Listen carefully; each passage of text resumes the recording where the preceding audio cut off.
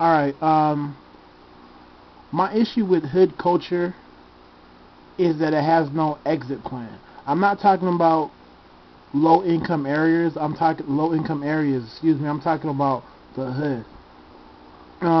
Because you can survive and maintain in low income areas. There's Asians, there's whites, there's Mexicans, there's every nationality, or excuse me, any ethnicity in America has their own population of people living in low income communities.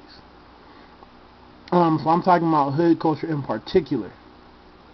Where you're hustling to get by, you're moving weight, you're selling drugs, you're doing all this other stuff, right, to get by. You're watching out who's gonna rob you, who's gonna stick you up, and all that other stuff, right? The police trying to get you. Your house is being tapped, your apartment's being tapped, all that stuff. That type of environment, that inner city, almost like you're talking about like a Harlem, right? That stereotypical hood environment. And my problem with this idea of it being this recognizable culture is it has no escape plan, right? It teaches you how to survive, right, and scrape by to find necessities, right? I look at it as if you put a person in a forest during the winter, right, where resources are scarce. Now they're gonna have to learn how to survive so they can live, right? But if that person doesn't create a exit strategy, he's going to eventually die because it's going to catch up with him. Living off of scarcity, doesn't mean that you're going to live healthy and you're going to live for a while. You'll get through. It will help you on your journey to get out of that situation, right? But the problem is that this hood culture, right, that's celebrated and embraced has no exit plan, right? That's why if you drive around certain areas, you'll see, a 30-year-old black man who looks like he's damn near 40, just down and out. He's not a crackhead by any means, but he's just down and out. When he was 20, when he was 18, and he had the energy, he could move around, he knew what to do. He can shack up with this chick, move around, do odd jobs here and there, right, and get by, but eventually it caught up with him because it has no exit plan. See, it's cool to embrace it, right? You have your stripes when you embrace it when you're young, but after a while, you can't maintain off scarcity, right?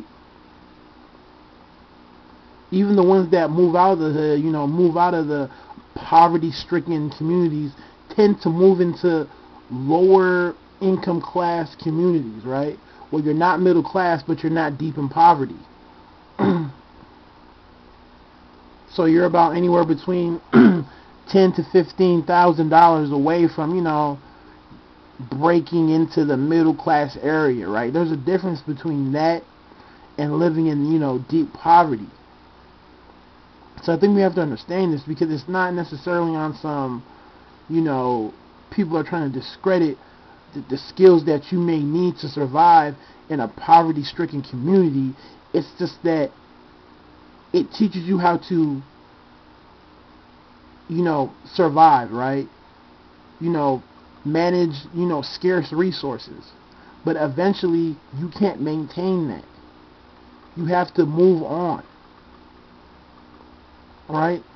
It's cool to be young and, embody the hustler spirit. But what happens when you're 28, 29, and 30, right? Men and women. Then they complain about what's the government doing for them. You're going to hear about, what's Obama doing for us? Right? It's hard. It's hard to learn new skills, right? It's hard to develop a plan to get out of the poverty-stricken environment when you reach a certain age. That's why there's this push to get the youth together, to teach them the skills, just because, they're at that age where they can still, just implement newly learned skills. But it just so happens that, anywhere, if you take, black youth living in, certain areas, anywhere from the age of 18 to 25, they embody it. They embody this struggle. But there's no exit plan.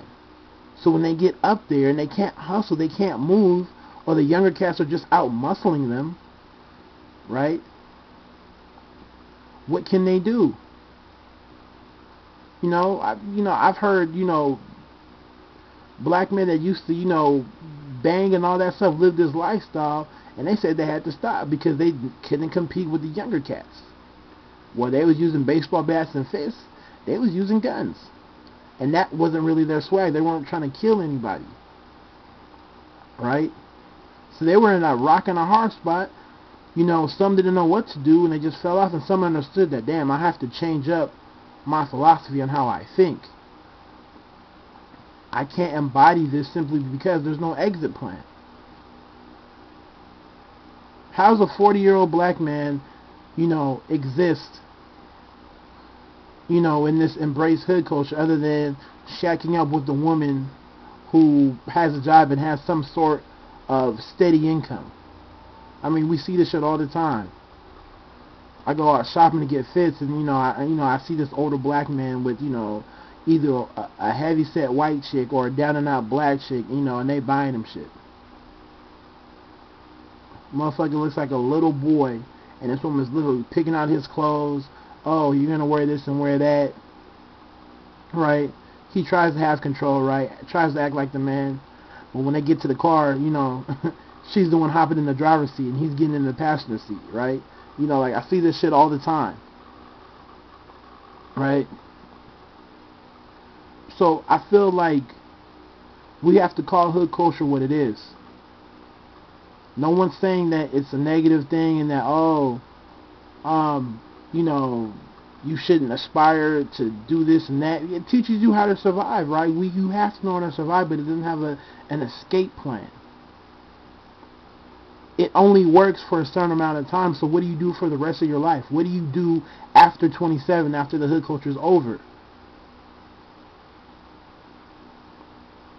So, I mean, think about it. Next time you drive around a certain area, look at who you see around. Look at, the black males that you see anywhere between the ages of 30 up, and see what they're doing. They usually just look down and out because they have no plan. You can't survive off of scarcity for too long. There is no exit plan. So tell me how you feel.